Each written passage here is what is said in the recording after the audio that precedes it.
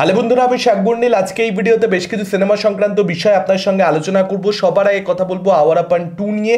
গতকাল কিন্তু মেকারদের তরফ থেকে অফিসিয়াল অ্যানাউন্সমেন্ট করে দেওয়া হয়েছে যে আওয়ারাপান 2 তারা অ্যাকচুয়ালি কবে রিলিজ করতে চলেছে। মেকাররা জানিয়ে দিয়েছে এপ্রিল 2026-এ তারা কিন্তু আওয়ারাপান 2 নিয়ে আসছে, এবং অ্যানাউন্সমেন্ট ভিডিওটার মধ্যে মেকারদের এন্ড থেকে কিন্তু কোনো রকম কোনো খাটনি দেখা যায়নি। পিওরলি তারা নস্টালজিয়া যে ভ্যালুটা রয়েছে আওয়ারাপান ছবিটা, সেটাকে ক্যাশ ইন করবার চেষ্টা করেছে। প্রথম পার্টের বিভিন্ন দৃশ্য তারা ইউজ করে দিয়েছে, প্রথম পার্টের প্রচন্ড পপুলার গান তারা ব্যবহার করে দিয়েছে, এবং নস্টালজিয়া ভ্যালুটা ডেফিনেটলি কাজ করবে। যারা আওয়ারাপানের ফ্যান তারা কিন্তু এক্সাইটেড হয়ে যাবে এই পার্টিকুলার অ্যানাউন্সমেন্টটা দেখে। তবে আমার মনে হয় মেকাররা এখানে ভুলভাল করছে, তাদের স্ট্র্যাটেজির মধ্যে গন্ডগোল রয়েছে। এরকম ভাবে ছোট্ট ছোট্ট করে অ্যানাউন্সমেন্ট এনে এগুলো কিন্তু ইম্প্যাক্টফুল যথেষ্ট হচ্ছে না। যে চ্যাটারটা আওয়ারাপান 2 কে নিয়ে হওয়া উচিত, সেটা কি গতকাল আপনারা দেখতে পেয়েছেন? আর ডেফিনেটলি একটা বেসিক একটা হাইপ জেনারেট করতে পেরেছে। একদম যে পারেনি তা বলবো না। আওয়ারাপান এরকম একটা কাল্ট ছবি, আমাদের সকলের প্রচন্ড বেশি পছন্দের ছবি, এত ভালো ভালো সমস্ত গান ছিল, ইমরানের ক্যারেক্টারটা দুর্দান্ত ছিল।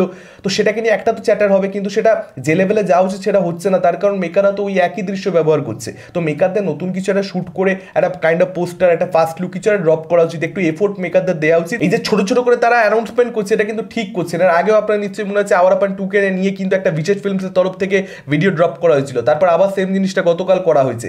এগুলো কেন? মানে বোকা বোকা প্ল্যানিং দেখতে পাওয়া যাচ্ছে এখানে মেকারদের তরফ থেকে। ব্যাপারটা অনেকটা এরকম হয়ে যাচ্ছে যে অনেক পয়সা দরকার, ফিনান্সাররা ট্রাস্ট করতে পারছে না, যে কারণে ছোট ছোট ভিডিও ড্রপ করে সোশ্যাল মিডিয়াতে কি চ্যাটার হচ্ছে, কি হাইপ হচ্ছে ছবিটাকে নিয়ে, সেটা দেখে তবেই আর কি পুঁজিটা বিনিয়োগ করবে ফিনান্সাররা, যে কারণে বোধহয় এগুলো করা হচ্ছে। ব্যাপারটা অনেকটা দেখাচ্ছে সেরকম। যদিও কোথাও একটা প্রজেক্টটা যে হবে সেটা ভরসা করতে পারছি আমরা, তার কারণ ইমরান হাশমি নিজে শেয়ার করেছেন এরপরে হবে না, হয়তো এরকমটা হবে না। তবে এটা দেখতে পেতেই পারি যে 26-এর বদলে 27-এ এলো।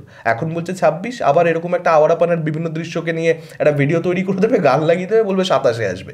দর্শকের কিছুই করার থাকবে না। তো মেকারদের এন্ড থেকে যতক্ষণ এফোর্ট দেখতে পাচ্ছি, যতক্ষণ আপডেট আসছে ট্রাস্টেড সোর্সেস থেকে, ভেরিফাইড সোর্সেস থেকে, যে ভাই এ নায়িকা থাকছে, কে কাজ করা হচ্ছে, এই দিন থেকে শুটিং স্টার্ট হচ্ছে, বা এই মাস থেকে শুটিং স্টার্ট হচ্ছে, এখানে এখানে শুটিং হবে, এই আপডেটগুলো না পেলে ভাই আমি এক্সাইটেড হতে পারছি না। আমি এটা আশা করবো মেকারে এনশিওর করবে যে পুরো বিষয়টা যেন ইনক্যাশমেন্টের জন্য না হয়ে যায়, যে একটা পার্ট 2 করি, সিকুয়াল করি, একটা হাইপ রয়েছে, ফ্যান বেস রয়েছে, একটা আলাদা করে কাল্ট হয়ে গেছে, যে কারণে চলো করে দিয়ে একটা পার্ট 2 যেরকম সেরকম একটা গল্প নিয়ে, যেরকম সেরকম চিত্রনাট্য নিয়ে, এটা যেন না করে মেকাররা।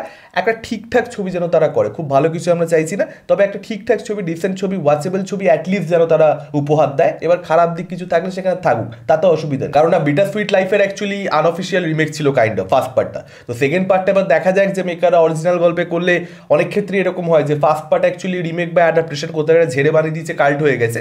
এবার পার্ট 2টা যখন নিজেরা করতে যাচ্ছে, তখনই সেটা আর ভালো গল্পে, অরিজিনাল চিত্রনাট্যে মানে তৈরি হচ্ছে না ভালো ছবিটা। এবার দেখা যাক মেকার একটা স্ট্যান্ডার্ড কাজ এখানে ডেলিভার করতে পারে কিনা। এর পরবর্তীতে কথা বলবো সৃজিত মুখোপাধ্যায় পরিচালিত আপকামিং বাংলা সিনেমা কিল বিল সোসাইটি, সেই ছবির নতুন গান, দ্বিতীয় গান মুক্তি পেয়ে গেছে, ভালোবেসে বাসনা। সেই গানটা কিরকম কি হলো কথা বলবো সেটা নিয়ে। অনুপম রায়ের গান এবং সৃজিত মুখার্জির ছবিতে অনুপম রায়ের গান, মানে আমরা জানি ভালো গান তো হবেই। সেই জিনিসটা কিন্তু এই গানটার ক্ষেত্রে হয়েছে। একটা খুব কুল ফান একটা রোমান্টিক সং হয়েছে, যেটার মধ্যে একটা ফ্রেশ ভাইব রয়েছে, লিরিক্সও সেরকম, কম্পোজিশনও সেরকম, এবং একটা নস্টালজিয়া ভ্যালু কিন্তু ক্রিয়েট করার চেষ্টা করা হয়েছে। মানে আপনারা যদি দেখেন, এমন কিছু এখানে দৃশ্য রয়েছে যেখানে কিন্তু মানে আপনার হেমলক সোসাইটি ছবিটার কথা প্রচন্ড পরিমাণে মনে পড়ে যাবে, কোয়েল মল্লিকের কথা প্রচন্ড পরিমাণে মনে পড়ে যাবে, কৌশানীকে কিন্তু ঠিক সেইভাবেই মানে সেইভাবেই সিনগুলোকে সৃজিত মুখোপাধ্যায় ডিজাইন করেছেন। এটা একদম জেনে বুঝেই যে করা পরিষ্কার, সেটা মানে আপনি দৃশ্যগুলো দেখলেই বুঝতে পেরে যাবেন। এবং এখানে যে অ্যাকচুয়ালি আনন্দকর ক্যারেক্টারটা, মৃত্যুঞ্জয়কর ক্যারেক্টারটা হয়ে উঠেছে, মানে একই যে মানুষ, এটা যে স্পিরিচুয়াল সিকুয়াল নয়, ওই গল্পটারই কন্টিনিউয়েশন, ওই চরিত্রটারই জার্নি আমরা আবার দেখতে পেতে চলেছি, সেটা পরিষ্কার হয়ে যাচ্ছে। যাবতীয় কনফিউশন, যাবতীয় ডাউটস কিন্তু আজকে মেকার এই গানটা ড্রপ করার সঙ্গে সঙ্গে ক্লিয়ার করে দিল।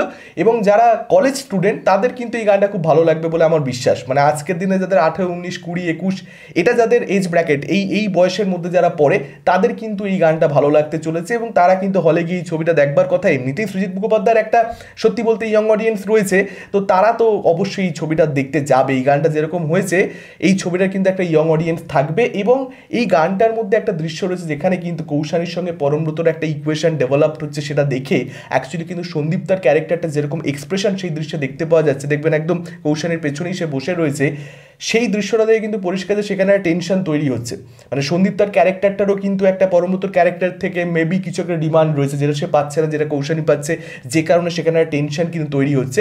সেই কনফ্লিক্টটা কিন্তু এই ছবির মধ্যে খুব বড় একটা রোল প্লে করতে চলেছে। জাস্ট এখানে হিন্টস আমরা পাচ্ছি, ডিটেলস অবভিয়াসলি ছবির মধ্যে থাকবে। তো বেশ কিছু জিনিস এখানে আমরা বুঝতেও পারছি ভিডিওটা দেখে, এবং গানটা ভালো হচ্ছে, সবকিছু মিলিয়ে পারফেক্ট। আচ্ছা, এবারে কথা বলবো রেড 2 ছবিতে রিতেশ দেশমুখের একটা পোস্টার মেকাররা ড্রপ করেছে। মে মাসে ছবিটা মুক্তি হচ্ছে, খুব বেশি দেরি তো নেই। এবং অজয় দেবগানের জন্মদিনে সম্ভবত রেড ট্রেলার আসবে, সেই আপডেটও প্রিভিয়াসলি আপনার সঙ্গে শেয়ার করেছি। আজকে রিতেশের যে লুকটা অ্যাকচুয়ালি মেকাররা ড্রপ করেছে সেটা ইন্টারেস্টিং দেখাচ্ছে তাকে, মানে এই ক্যারেক্টারটাতে রিতেশের পারফরমেন্স খুব ভালো হতে পারে, এরকম একটা লুক নিয়ে সে এলে সেখানে রিতেশ যেরকম পারফরমেন্স দেবে, এতদিন তার কেরিয়ার দেখে তার কাজ দেখে যেরকমটা একটা হয় না যে আপনি ভিজুয়ালাইজ করতে পারেন যে এই ক্যারেক্টারটাকে এরকম পোস্টার দেখাচ্ছে, মানে এরকম একটা পারফরমেন্স রিতেশের থেকে আমরা পাবো, তো সেটা কিন্তু খুব ফ্যাসিনেটিং, মানে ছবিটা কিন্তু খুব জমে যেতে পারে। আজয় তো ভালো পারফরমেন্স দেবে, তার সঙ্গে সঙ্গে রিতেশ যদি উল্টো দিকে ভালো পারফরমেন্স দেওয়া শুরু করে, একটা প্রপার ক্যারেক্টার, আপনার নিশ্চয়ই মনে থাকবে সৌরভ শুক্লা রেড ছবিতে খুব ভালো একটা ক্যারেক্টার পেয়েছিল, সেরকম একটা পারফরমেন্স রিতেশ যদি দিয়ে দিতে পারে, তাহলে কিন্তু হিরো ভার্সেস ভিলেনটা আসলে যেই জমে যাবে, ছবি কিন্তু ভাই অন্য লেভেলে চলে যায়, বক্স অফিসে কালেকশন কিন্তু তত্তর করে বাড়তে থাকবে। আর আমরা পলিটিশিয়ানের রোলে রিতেশকে কি খুব বেশি দেখতে পেয়েছি? আমার সত্যি বলতে মনে পড়ছে না, সম্ভবত প্রথমবারের জন্যই পলিটিশিয়ানের ভূমিকাতে আমরা রিতেশকে দেখতে পেতে চলেছি, এবং সে একজন ভালো অভিনেতা, যেহেতু